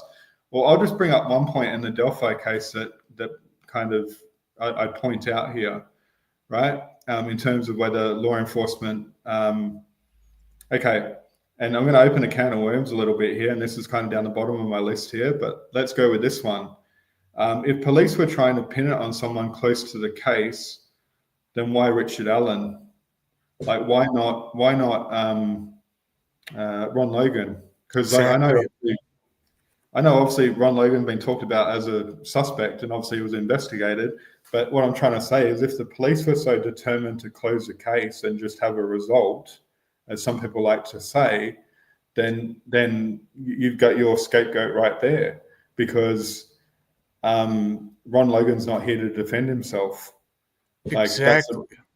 So you would have closed that case without a problem, and not have to have an explanation if you were corrupt, right? Which I don't Yeah. believe corrupt. But let's say you're a corrupt police force in Delphi and you were going to do that. You've got a scapegoat right there that you could use without needing any further explanation because he's no longer Exactly. with us. They could have blamed the dead man. They could have even had a jury find Tony Klein guilty, probably pretty easily. Like they could have done all this there's circumstantial evidence that points to 10 different people, but they didn't do that. That I've never heard that point being made, David. That's a good point. You know, if they wanted a scapegoat, they damn sure could have did it easier with other people. Yeah, and that's how I feel on the Ron Logan thing. Is that the people that are pointing the finger at him. Like I know, obviously there was discussion about him before he passed away, right? I get that, but what I'm saying is like the people that are like on that train now. I think for some of them, or especially the ones that are coming along, Johnny come lately. I just feel like that's like a really easy out for them to go. Oh, it was Ron Logan because he's not here to defend himself. And, is it possible that it was Ron Logan? It's always possible. Of course it is. But what I'm trying to say is like, I feel like it's just convenient that, let's pin it on the guy that's no longer here to defend himself. Like, No I find kidding. that. Go ahead. I was trying to find this word that I learned the other day. It's something ironicity. It's like where if something is ironic, they kind of instead of Occam's razor, they think that the most ironic thing is the answer. I'm trying to think of that name. Something That's ironic. actually, I got to look that up. That's hilarious because obviously it's a thing, but that's actually funny. Yeah, Yeah. yeah. Man. Oh boy. What else you got on Delphi? Anything that you got down? So on Richard Allen, it's like, why would he? One of my points was, why would he volunteer the fact that he intended to rape the girls in one of his confessions? I think I touched on that already. Yeah. Because it's basically what I'm trying to say there is it's a detail that was unnecessary. Yep. Like, Unnecessary. yeah, Same with the van, kinda. The van yeah. and then the girl. Yeah. That's just Go ahead. and he said that to his therapist. Like, there's not some Odinist in the therapy room, looking at him or doing spells. You These never people, know. You never know. yeah, I guess. But the thing about that too is, what was I going to say on that as well? So it's an unnecessary detail, and to me, perhaps even a bit of a diversion. Like Mm. it's almost like a minimization, perhaps. Like obviously, I'm saying perhaps because I'm not a psychologist or a law enforcement expert, but I'm saying like to me, it touches it maybe being a bit of a diversion or minimization of the actual events that happen. So, and you've heard of it before where people will say, like, I did this. Let me see. I didn't rob the bank, but I was in the car. I was in the getaway car. I don't know, something like that. Yeah. Like it's just one of those ones where it was unnecessary to divulge that. And it potentially was maybe a diversion tactic or a minimization of the actual crime that happened. I'll leave that out there for people to make up their own minds. I'm not saying 100%. I'm just saying it's a possibility. I agree with you. And this is one that, what's his name? It's Tom Webster, isn't it? That's my boy. So Tom Webster, I really like his stuff because he just sticks to, here's what it is. Kind of like what's the doctor that you were watching yesterday? I like him a lot too. I forget his name. Dr. Grande.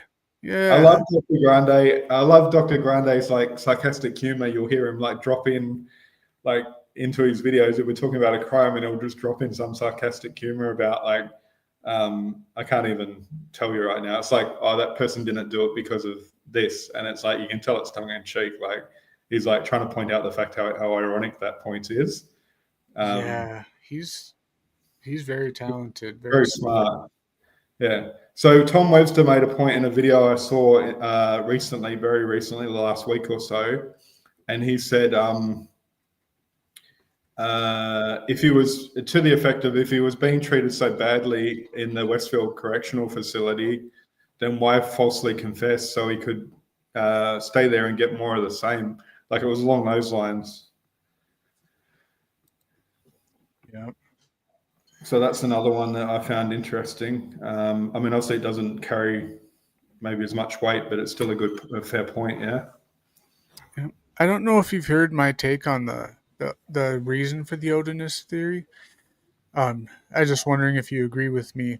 So, Go for it. in my opinion, the defense could have went a whole bunch of different directions, but only because of his jailhouse confessions, they had to do the Odinist thing because why would an innocent man confess unless he was coerced? Like, they could have said it was Ron Logan, they could have said it was Tony Klein, but if he already confessed to it, they had to explain that. Like that, the explanation for the confession has to be part of their defense. And that's why I think they did the Odinism theory, because nobody could have coerced him unless they were in the jail. Like they had a very short list of people they could blame for coercing him, is my opinion. So on that point, I understand the concept of like, obviously not in a legal sense as in full, but I understand the concept of like reasonable doubt, right? You basically want to point the finger every other direction than your client effectively, right? That's the general idea of it, I think. It kind of reminds me once again of the West Memphis 3 case because, for example, with I'm trying to think of the guy's name now, with the first father that they accused. Oh yeah, I know who you're I know talking Terry about. Hobbs, but I can't think of the guy's name off the top of my head right now. The other father. Oh, okay, I was thinking of Terry, so I got it wrong. No. So they went on to Terry. So they, as you know, they started with Mark Byers, wasn't it? Mark Byers was one of the dads. Yeah, He that's was it. the first one they pointed the finger at to kind of take focus off the West Memphis 3 was, I've seen the documentaries and then they ran with it from there. But they basically pointed at the fathers and they pointed at one father first. And then they basically, by the time they got to, I think it was the second documentary, they jumped ship and started pointing the finger at the other father. The reason it reminds me of that is because I hope I'm making sense here. So they tried to blame Terry Hobbs on a hair, which I believe wasn't even a hair. I'd have to look it up. I've kind of heard about it over the years, but I don't believe it was actually a hair. I think it was like a hair follicle or something like that. It was like it was part of the hair, not necessarily a whole hair. And they found that in the shoelaces of one of the boys, right? And people say, oh, because it was tied into the middle of the shoelaces, and that proves that it was Terry Hobbs. Well, a couple of things with that. One was the fact that the 3 boys visited his house, okay, which to me is like potentially transfer DNA without stretching it, right? Mm-hmm. So if people say, oh, how did it get into the middle of the knot in the shoes? Well, if the kids tied their shoes in the house and that happened to get into the middle of it in the process, right? Or let's say for argument's sake, Terry Hobbs may have tied the shoelace for the kid. It's transfer DNA potentially is what I'm trying to say. Like to me, it doesn't. Exactly. That's one possibility, and also too, they said there was something like 400 or 800 people in the town that DNA could possibly match with, right? Which straight away to me, it was something like that. It was either 400 or 800. It was quite a large number. And yeah, okay, I can look at it and say, okay, that's only a small town.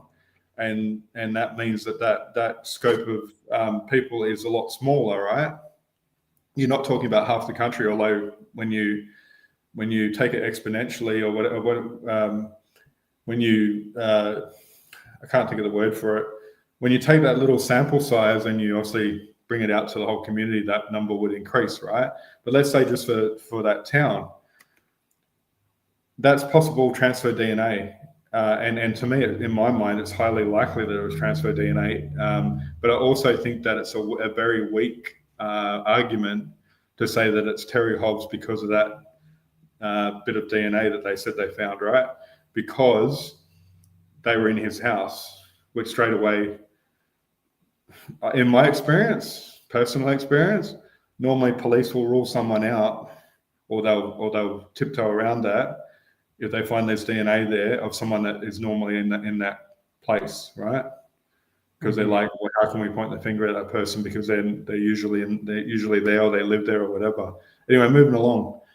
I don't know if that makes sense how I'm connecting those two, but Yeah. the ideas and the parallels of like how people like view these things, to me, correlates.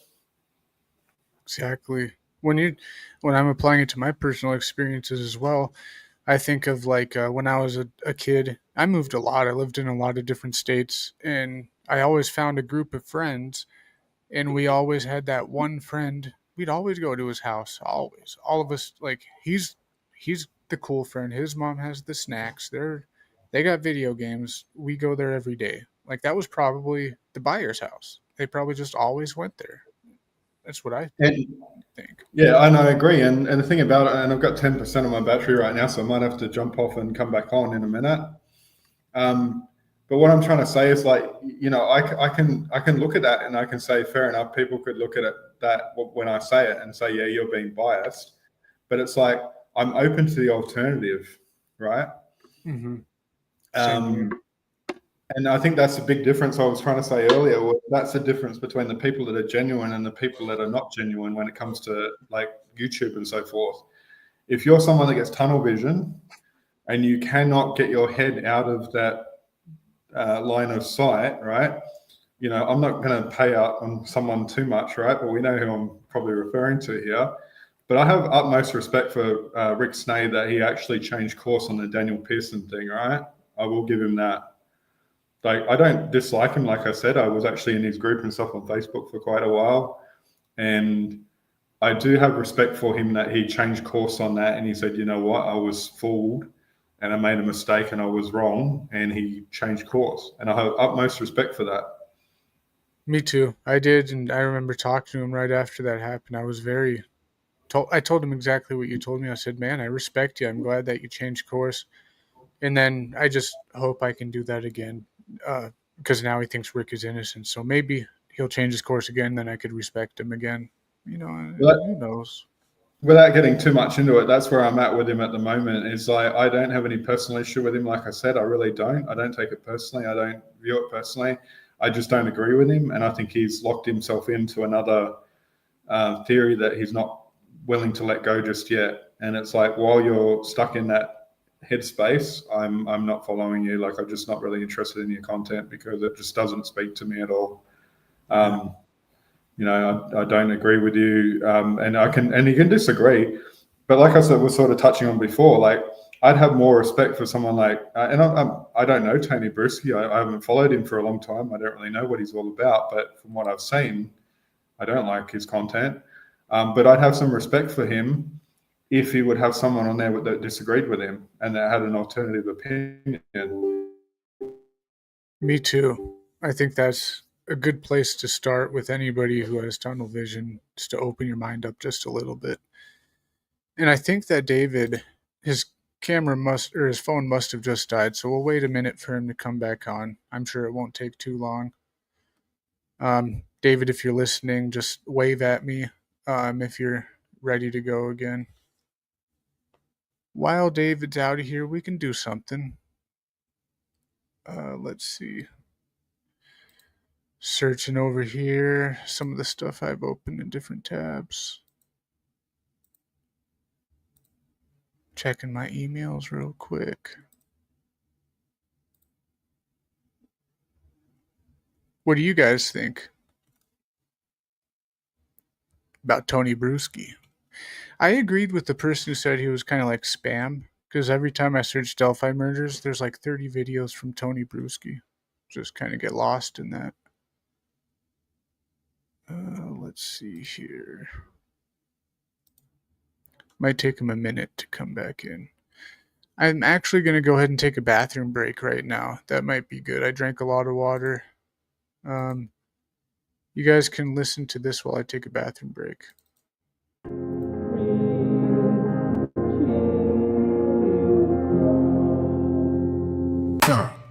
From war stories to experts and seats, I keep it chill while I peel back the heat. Truths in my tone, laid back in the zone. Outlaw vibes in a Wi-Fi home. I don't flex, I reflect and rewind. True crime tales with a mastermind. Mind from the Badlands where the wind cuts deep. I speak facts while the fake fall asleep. Clear. This is the realest, chillest vibe online. Don't hit stop, just pause in time. Like, share, sub, my good people, ride. It's the real chill Graz, out well on the grind.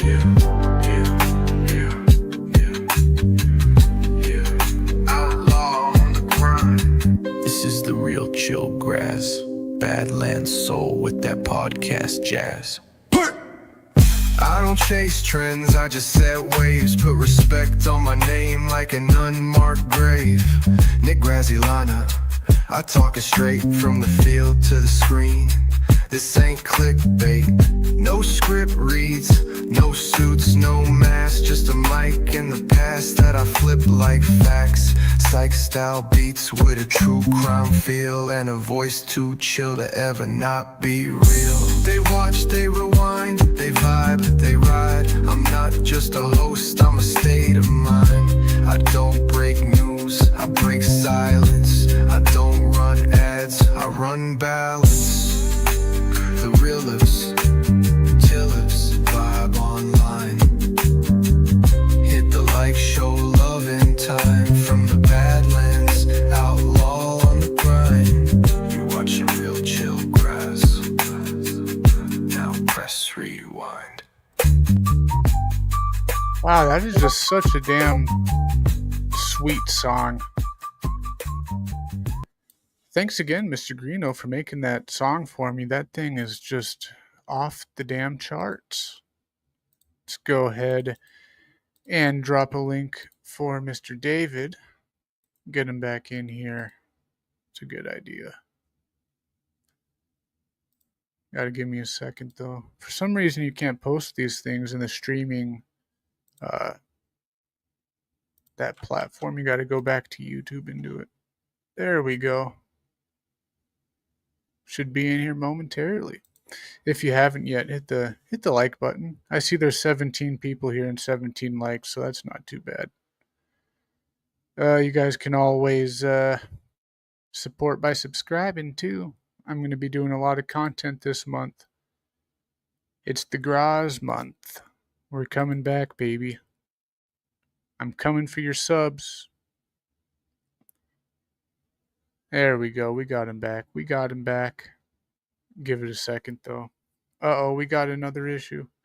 Just kidding. We can just do phone, because you're on your phone, right? Might not be able to do camera now. You there, Dave? Can you hear me? Yes, sir. One sec, I just have to kill the audio on the one. There we go. Is that better? Yeah, I hear you loud and clear. Looking good. I mean, I don't see you, but you're looking good. Yep. Cool. Yeah. I look better like this. Oh, get the hell out of here. No, I'm just kidding. David, you look great, fantastic. Remember when I was relapsed and I was telling you to take your shirt off? Like, I could only wish back then that I could see what I do now. You look hilarious, great, my man, friend. I'm actually pretty modest. I'm pretty modest, and you're like it kind of ties in with what you said the other day about like grab your nipples and twist them or something. Yeah.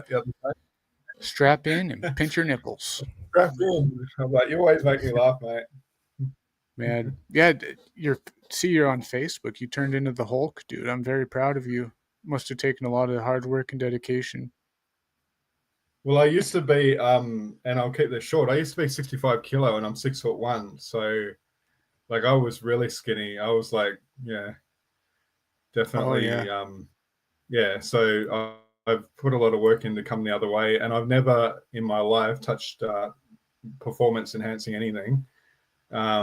So yeah, and I'm pretty happy. You know, like I'm 45. For those that don't know, so I'm quite happy, and luckily I've got good genes from mum. So yeah, you know, can't complain. Thanks, Mom. Yeah. Yeah, thanks, mum. Yeah. My mum gets told off for using the seniors bay at the shopping center, seriously. And she's like, what is she now? 70, 72, I think. Oh, I wow. should know that. She's like 71, 72 right now, and she gets told off for using the seniors bay. She looks like she's in her sort of mid 40s to early 50s at most. Got it going So, on, Mom. That's what I'm talking about. yeah, can't complain. Yeah, so Yeah, my mom is always on a kick, trying to lose weight too, and she's doing so good. My mom lost like 50 pounds since last year. She's trucking. She always tries different diets. Like one year it was Atkins, one year it was the low carb, one year it was the only the carbs, then only meat. Now she's like doing only one meal a day, but like a super meal. I don't know what the yeah. hell's going on with her, but she seems to be happy, and I'm proud of her.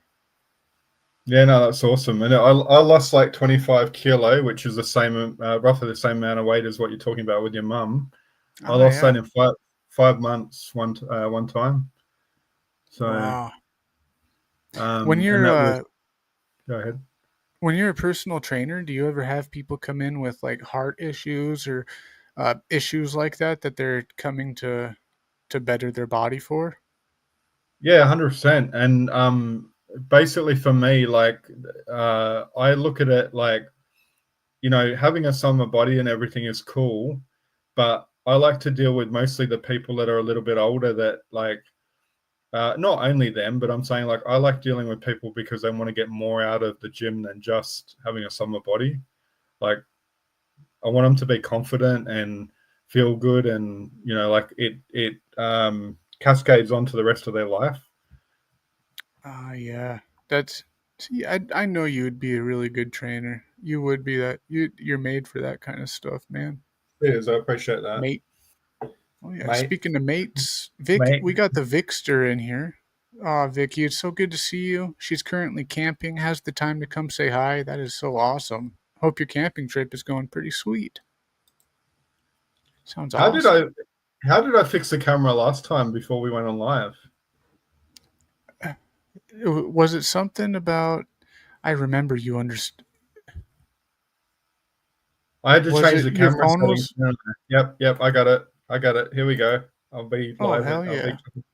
yeah! Yeah. Here we go. Yeah, Hello. I got him. It was That's what because I'm talking about. it's diverting the camera to my phone. Because the only reason I got the phone connected to the computer is because when you go onto websites and stuff, you get that connection where you can make calls off the computer, and you almost like just click on the number and it'll dial it through your phone. So I only did that like Oh, a few days ago. Like I've never really done that before, and then now it's causing this problem where I can't get live.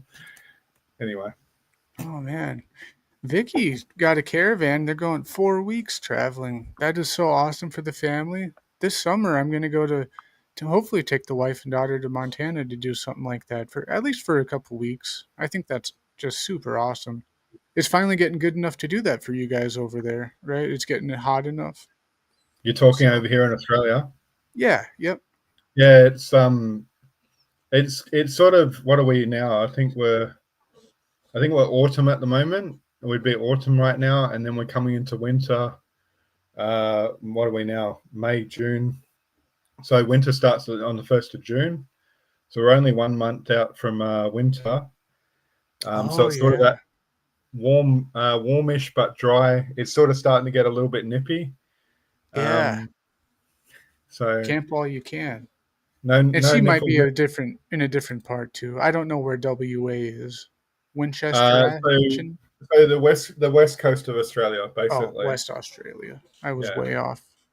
West yeah. Chesterton astrology. I'm bad at like deciding what things really mean.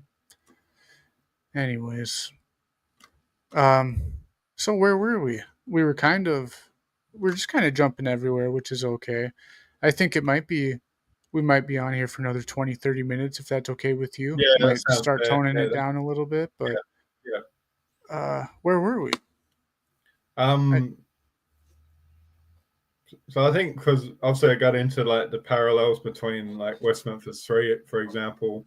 mm, Um, but yeah, all I was trying to highlight there is that like I just feel like sometimes some of these people that jump on this innocence train kind of just get, I don't even know how I'd put it. It's kind of, I suppose, in a way similar to that whole pareidolia thing that you brought up a mm, few years ago, where it's like people see what they want to see, or they see, you know, obviously it's different because it's visual, but I'm saying like I think people lock in on an idea sometimes and they just will not let it go. And I think you've got to be willing to like go, hey, this is what I think, but if I get new information, I'm willing to reconsider that. I Um, agree. yeah, so I think sometimes people get so pig-headed, for lack of a Hmm. better term, and just won't let it go. And then sometimes they eventually do. But yeah, Something um, that's really important to me on that note is to just always remain teachable. Like, who am I to think I know everything? Even if I think I do, really, I gotta act, kind of humble so I can open myself to some new knowledge every now and then. You never want to talk to somebody and just have them. It just is kind of weird. There's people that are unteachable that it works for them, but I get along best with people who are, you know, open-minded, logical. well, you see it all the time, and I don't want to divert too much here, but you see it all the time. Oh, I was trying to think the one the other day. So um, I saw a friend of mine posted about a spark mate, and I won't go too far off track here, but I just want to use this as an example where people really get locked in and just won't let it go. So a spark mate, basically, the short story is that people think that these artificial sweeteners are really bad for your health, right? Hmm. But the evidence doesn't support that. Basically, what the evidence says is that you have to consume, I think it's like 1,000, can't remember the exact dosage, but you have to consume a lot of artificial sweetener for it to be a problem and to cause any kind of cancers potentially. And I say potentially because they still haven't necessarily proved that that even is the case, right? So I had a friend post on Facebook about like, how evil a spark mate is, for example, and I said what I just said on the comments, very diplomatically, but I'm like, no, the evidence doesn't support that at this stage, right? Or the current evidence doesn't support it. People would just get so locked, and that's health related, but I'm saying that's the kind of thing where people would just get so locked in and just they won't budge. Getting back to Delphi, right? So someone said on my video that I did about the 43 second Delphi video, I said something about about him brandishing the gun, and they said that apparently the defense claimed that there's no sound of a cocking of the gun in the video. And look, I don't know because I didn't hear anything like that. But apparently the prosecution said that there was no sound of a. Sorry, let me get this straight. Apparently, according to this person, the prosecution had said that there was a sound of a cocking of a gun in the video, and the person was trying to say that there's not. Fair enough. I didn't hear it. Hmm. So, but I mean, do you need the sound of a cocking of the gun in the video for there to have been a gun brandished? I wouldn't say so. Exactly. So I don't know. But the whole point I was trying to make there is like I looked at that and went, you know what? I'm not up to speed on the trial because that's what this person had asked me as well. Is have you seen the trial information and followed the trial? And I said, fair call. I've not followed that, so I don't know. But I'm willing to go back and put a pin in that and Right. go and learn more, and then come back and change my opinion or back it up. Yeah, like One of the just because I might have a skid mark in my underwear doesn't mean I shat myself. Maybe I just farted yesterday, you know? They just jump to I, conclusions all the time. I love your analogies. Is Vicky in Perth? Is she? I'm in Perth. Oh, yeah. Yeah. So Got a bunch of I'm Aussies on the channel, and I just if I had to pick one place to live, it would be Australia. You guys, in my experience, the nicest people I've met. Honestly, I don't think I've met one Appreciate that it. was like mean to me. Never. I feel the same way about Kiwis. Like I've not like the Maoris. Like I've never personally met a Maori that was like nasty to me or anything like that, or had an attitude towards me or anything like that. That's just, Oh, that I'm might sure be that controversial because don't isn't there like a doesn't the Aussies and the Kiwis kind of have a thing like where they're like kind of like Chile and Peru? They kind of like both of them think that their traditions are better, and it's probably like a friendly kind of fight sometimes. it's a friendly banter between Australia and Yeah, New Zealand. It's not a serious thing. We just take the mickey out of each other, and it's all done in good humor generally. right. I mean, you get more rivalry between like New South Wales on the east coast and Victoria, which is south of that, because originating, and I'm going to upset some people probably here that are from Australia, but we call them, being in New South Wales, we call them Mexicans because they're south of the border. So yeah, Well, but there's more rivalry probably within Australia between the different states than there is even with the Kiwis and the Aussies. Like we're generally pretty good buddies, you know. that We did makes fight sense. wars. Our countries did fight wars together, you know. So we're pretty close generally. Right. And I used to work in Planet Hollywood in Las Vegas, and there was like 20 different shows, and they were all different, like comedians or variety shows or musicals. And my favorite one was called the Aussie Heat. It's just male strippers dancing. Like they are so fucking funny. It was the best time of my life. Not that I'm gay or anything, but it was so awesome. Have you ever heard of those guys? The Aussie Heat? No, I haven't heard of them. I heard of there was like a one here back in the day that was I think called Manpower or something like that for a while. Um, Manpower. yeah, Very hardy. I actually have I'm into the ladies, just to make it clear, but I was actually brought up. I was actually my stepdad's idea of babysitting when I was like 5 years old was to take us to the strip club. So you know, A good like dad. so yeah, like it's kind of, I had a interesting upbringing, so to speak, but it was obviously I couldn't appreciate it at 5 years of age, but it's laughable in hindsight, Yeah. My grandpa took he took my dad to it wasn't a gentleman's club. It was probably a prostitute, like one of those places when he was 16, and I couldn't believe my dad told me that. That's why some people are like Tony and Keegan the Kleins, they're like so gross because they talk about that together. I just couldn't relate it to that because my dad, my grandpa, they're all dirty bastards. So whatever. um so I'm Well, trying to yeah, see if I got any more points here on the Delphi thing. Covered that one. I obviously just did this to make it a bit more structured than sort of, because we, yeah. we I'm could go glad you down did some that. we could go down some real rabbit holes, I'm sure, you and I. Of Um, course. and I'd be a willing participant, don't you worry. um, did you hear? On a side note, did you hear they want to bring back the woolly mammoth? True story. I heard that. I also heard that about the dire wolf, like recently. Those two. What was that Like about?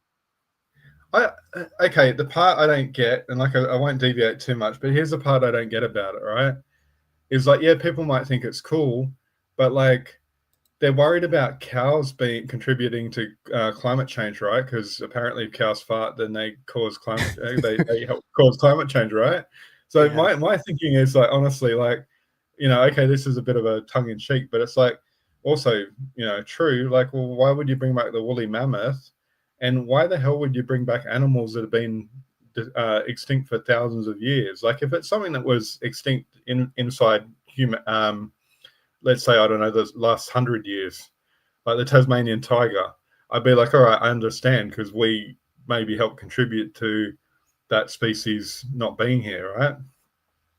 But not the woolly mammoth. Like, nothing can go wrong with that, right? Nothing possibly can go wrong with that. Right. None Right. of us have seen Jurassic Park or anything, have we? I Like was I about to get that say it's, that's the first step. That's the first step of bringing back dinosaurs, and I do not want to be here when that happens. but I mean, here's the crazy thing. Like I was actually having a bit of a laugh with my brother on the phone the other night about that whole woolly mammoth thing, and I'm just like, where are the governments? Why are they not outlawing some of this stuff? Because realistically, the craziness that they're talking about doing, not just that. Um, so they created a 3-person baby a few years ago, right? And I know this to be fact because I actually did a presentation at uni about it. They basically took DNA from 3 different people. They took an egg from the lady, and then they took DNA from like 2 other people, and they combined it. They had good intentions. Their whole intention was to uh, prevent mitochondrial disease. But here's the problem with that. If they do that, you're going to end up with, and I hate to use the term superhuman, but you are going to end up with someone that's got an unfair advantage due to their brand new mitochondria, when the rest of us have the old version. We haven't had the update, so it just opens a whole can of worms. And then I'm thinking, like, where are we going to store these woolly mammoths? By the way, like, yeah, we could say Australia, for example, has plenty of land. They probably won't live here, right? That's fair enough because it's desert. But what I'm saying is, like, you can say, okay, even the US has all this open land, right? But you think about a herd of woolly mammoths coming your way. Like, the normal fences are not going to hold them in, for starters. And Right. second of all, I'd hate to see them stampede you. I don't even know if they do that, but I'd hate to see them stampede even one of Sounds them. sounds dangerous. Yeah, they'll do anything if they're scared. You know, scare them. You better be careful.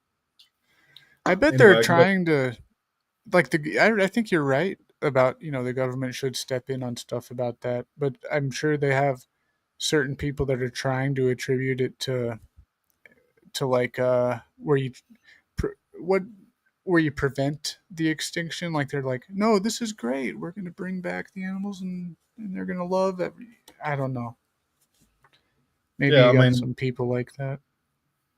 I don't know. I just think it opens a can of worms, and I won't get too much into that more than I've said. But I just think it's a real grey area, and I think just the fact that, like, it almost seems like the governments, world governments, are just like on board with this, rather than saying, "Hang on a sec, hold up, maybe we should consider banning these practices," um, because you can have all the good intentions in the world.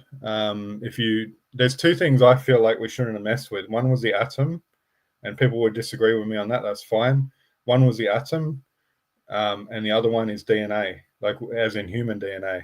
They're the 2 things we really shouldn't mess with. And once you start messing with them and you do something wrong, you've got a real problem. Um, I agree. and I'm not anti-vax, just to let everyone know. Like, I'm not anti-vax in the slightest. You're just talking about the unfair advantages and the problems that could come with it and how unfair it would be. My grandma's really sick. How come that person over there gets to be cured for $50,000 because we don't have money? Type is that kind of what you're getting at? To a degree more, more what I'm getting at is, like, when you start tampering with, like, things like DNA. So, for example, with that 3-person baby scenario, and they did this in the UK. Was where it was done in about, I think the year was 2012. They did it. But anyway, the problem you have there is you end up with a breed of people, and that's what I'm going to say they are. You're going to have, like, an element of society or whatever that are like, Oh, because they pass it down. It's not just them because yeah, they pass it down. yeah. It's so they've been, I had, basically, you could say it's almost like bioengineering in a way, because that's effectively what it would be. And then they would pass that enhanced mitochondria onto the next generation and so forth. So you'd actually end up with, like, and I hate using this term because I know Mustache Man used to use it, but you'd end up with basically a group of superhumans. And I don't mean Marvel, X-Men. I'm talking, there's no Cyclops or Wolverine coming. I'm talking, you never know. But I'm just saying, like, in a direct line, you'd end up with, like, you'd end up with physiological advantages that were beyond the average person. So don't worry about I'm not going to get into this topic, but don't worry about too much about men playing in women's sports and so forth. You'd end up with a whole different category of people that are like literally enhanced. So I see what you're yeah. saying. Anyway, Yeah, I yeah. So it's totally agree. pretty. Although the intent is honourable, right? You can argue that it's honourable intent. Like I think sometimes these things might also be done because people are just greedy. Like, you know what I mean? Like they're not. You Yeah. get some people like the true crime community where you get some people that are doing it for the right reasons, get some people that are doing it for nefarious reasons. Yeah. Anyway. Agree with you. Yeah. So we'll see whether there's a woolly mammoth pops up anytime soon. Um. Yeah, I think I've covered most of this. So I said about uh, willingness to point the finger at Ron Logan. We talked about that. Yeah, And basically covered all before, of it. Go I ahead. was going to say, maybe since we've been on for quite a while, maybe we could cover Claremont like for a separate thing, like, Yeah, we can do it. Yeah, for and sure. I could have some more time to do some better research on it. Yeah, for sure. Yeah, Dang, yeah. you made a lot of really good points tonight, though, David. I didn't disagree with you on any of them, I've honestly. actually. Sorry, I didn't mean to get ahead of you. I don't. It's hard when you're doing lives because you're almost like one of those long distance telephone calls from back in the day where you don't know when you're waiting for the other end and it's delayed. The one that, so going back to biases, right, and my own biases or my own potential bias, right, I am not closed to the idea that there's an alternative, as I said before, and my case in point here is the Peter Falconio murders in Australia. Or sorry, Peter Falconio murder. So I don't know if you heard about this one. Did you hear about the Peter Falconio case? No? Okay, so the backpacker, there were two backpackers, a boyfriend and girlfriend that were from the UK that were touring around Australia a few years back, quite a few years ago now. And it's what the movie Wolf Creek is partially based on. Okay, I have heard of that. Yep. I mix those up with Mr. Cruel, I think is where I get mixed up Yeah. sometimes. So yeah. So, like, just to make it clear, like, Wolf Creek's actually based on partially two different stories. It's partially based on Ivan Milat, if you've heard of him. Isn't that Mr. Cruel or no? No, that's a different guy. Okay. Ivan Milat was the backpacker murderer who was the one that was in Victoria that was going around the basically taking people out to the forest in Victoria and over something like 10, 15, 20 years. And he was the one, prolific serial killer, that guy. But getting back to Falconio, so the Falconio murder was the boyfriend and girlfriend are touring around Australia, and they're going through the Northern Territory, and they're basically pulled over by a guy just saying that their van was. We'll talk about this when we talk about Claremont. But basically, what I'm getting to is, the boyfriend ends up getting murdered, and the girlfriend is temporarily abducted, and she escapes, and she's picked up by a passerby. And then, basically, where I'm getting to with this is, in that particular case, I personally think they have the wrong guy for that one. I can get into the reasons why some other time, but I'm open to the alternative because I think that particular case, he's in jail. He's been in jail for a number of years now. He's not due for release if he's even going to get out for a few years yet. He may actually pass away in jail because he's got cancer. But I actually think that they have the wrong guy, and I have my reasons for believing that. That is how do I say it politely on YouTube? That's a crap storm of a story, I think. Like, not there's so many holes in it in terms of this. I won't get into the details. We'll talk about it maybe next time. But the identification of the guy, things like the height of the guy, and there's actually a reference point for the height that's actually a marker on the inside of service stations over here. I don't know if you guys have that in America. Yep. Do you have that? that strip when you walk in, and it can identify height off the color. On a lot of gas stations, we have those. So the CCTV footage, for example, was taken inside a service station, an Outback service station, and you have that reference point. And I think you've also got like the sunglass stand. So don't quote me on the marker because it may or may not be there, to be fair. But I do know that they've done height references off the door, the height of the door, and the height of the sunglass stand that was nearby, and things like that. So the height didn't seem to add up.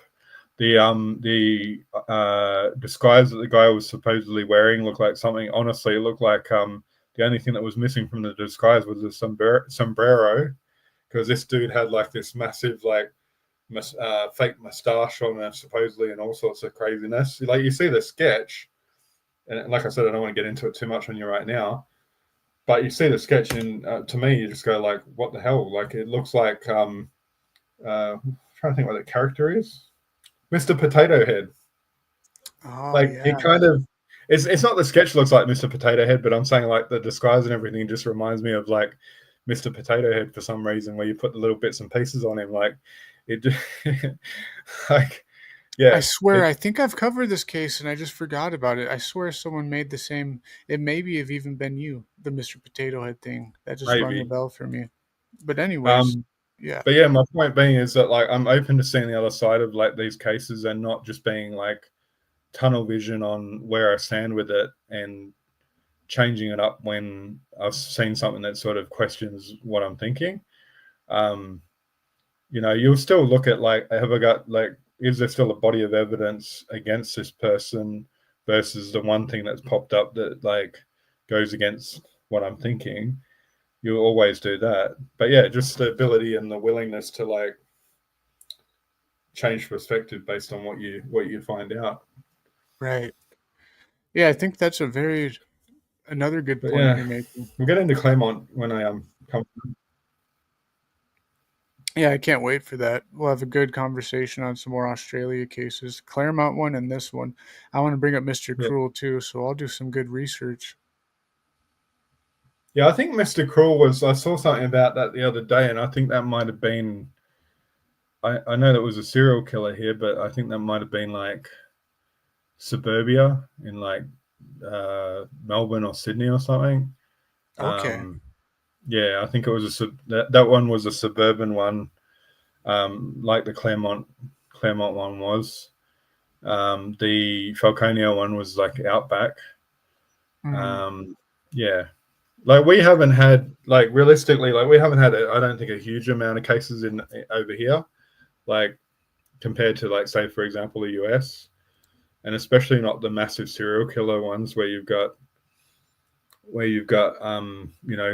I don't know, up and above 10 to 15 like victims kind of thing.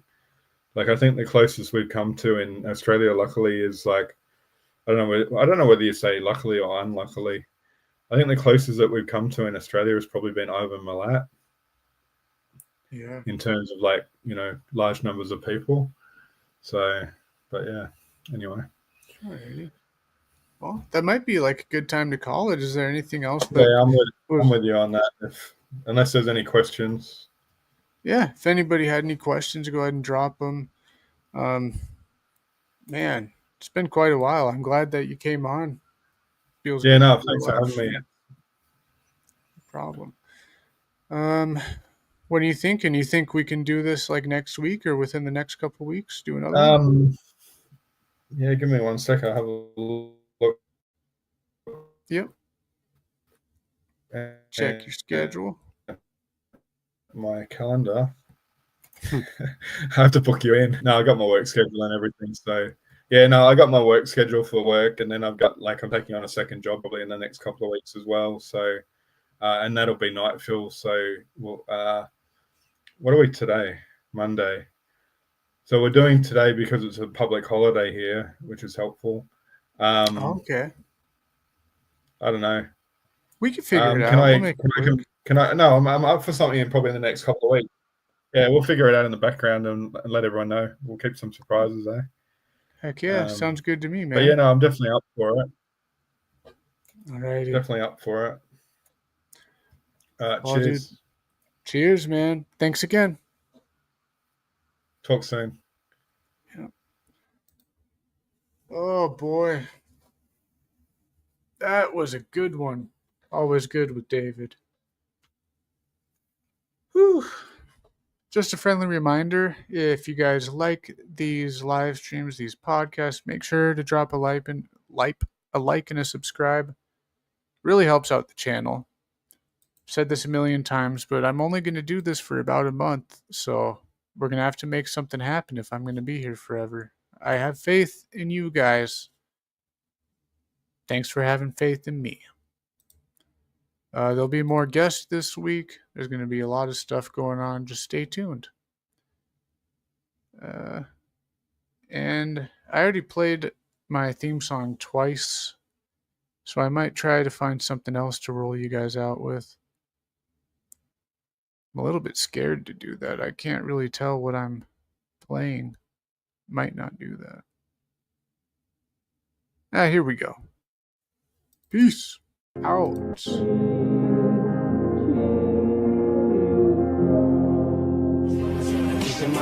Sipping, I'ma let him any crazy if you think I'ma let up. I told you I'm a drama setter. I'll be the first to say it, homie. You can bet it, just don't get in the way of my cheddar, man, cause I'm a drama setter. I don't go looking for no trouble, but somehow the trouble always finds me. Don't make me happy in the trauma center with your mama crying, cause the only son is dying. She don't know it's just you call me, catch a knife, cause I'm a drama setter. Jail is home, them ARs is drawn. Opie's guerrilla unit, fuck affiliation. We are one, it is senseless for you to prevent this. The 40 cal put you up under some photosynthesis. At any given instant, another incident. You just got a glimpse of Obie and Ye's temperament, and we holding them days. That's why homie won't age, isn't it? That Tony's enraged, they throw him in cages. But now my niggas loose, our cruise is bulletproof. All brought to you from whom's pupils, baby blues and short fuses. Put your portrait on the news, nigga. Them screws is loose when you're fucking with them shady dudes. I'm a drama setter, kicking my Beretta, sipping, I'ma let him any crazy if you think I'ma let up. I told you I'm a drama setter. I'll be the first to say it, homie. You can bet it, just don't get in the way of my cheddar, man, cause I'm a drama setter. Kicking my Beretta, sipping, I'ma let him any crazy if you think I'ma let up. I told you I'm a drama setter. I'll be the first to say it, homie. You can bet it, just don't get in the way of my cheddar, man, cause I'm a drama setter.